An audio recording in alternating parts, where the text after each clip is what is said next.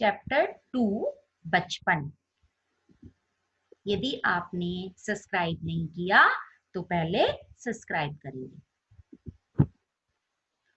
बचपन क्या है? लेसन हमारा बचपन। तो इसमें लेखिका क्या कह रही है इस पाठ में? इस पाठ में लेखिका अपने बचपन के बारे में बता रही है।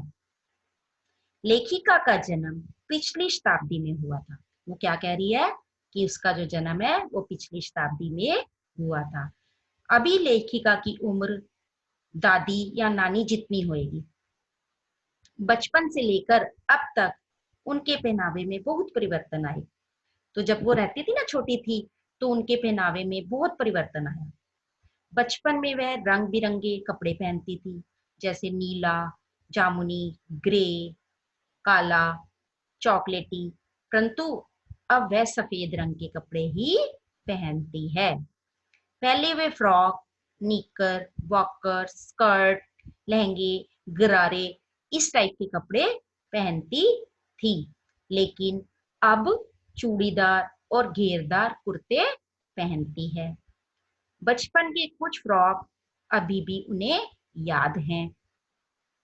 उन्हें अपने मोजे और स्काउटिंग भी याद है।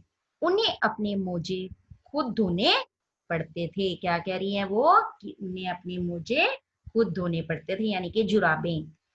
हर रविवार को अपने जूतों पर पॉलिश करनी होती थी।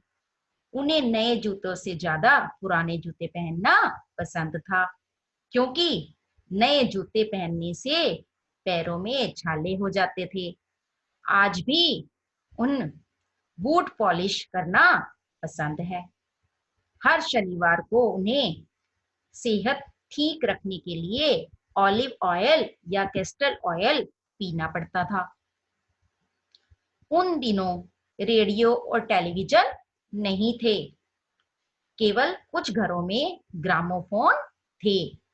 लेखिका के अनुसार पहले और अब के खाने में बहुत अंतर आया है।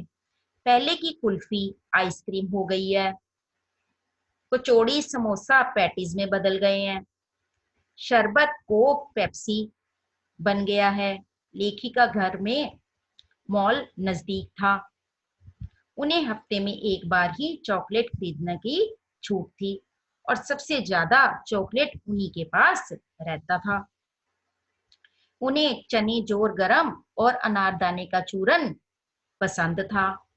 लेखिका को पहले के चने जोर गरम और अब वाले में अंतर नहीं लगता है।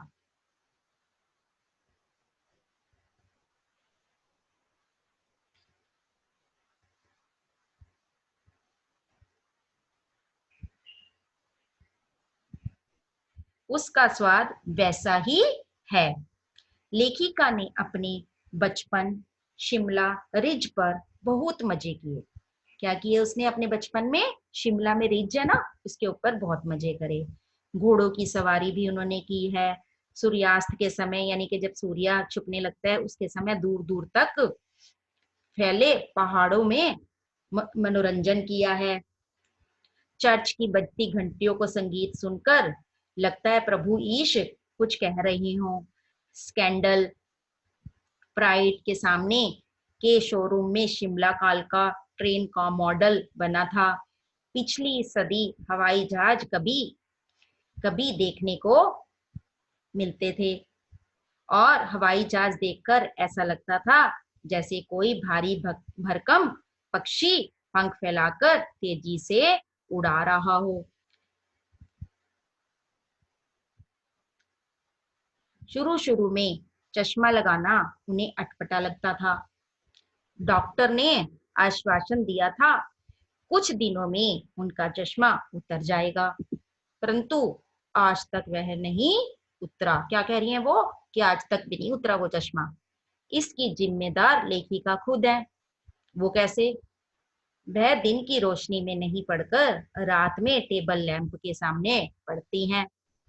जब पहली बार उन्होंने चश्मा लगाया था, तब उनके भाई उन्हें चिढ़ाते थे कि उनकी सूरत लंगूर जैसी लग रही है।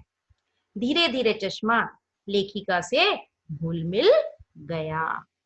धन्यवाद।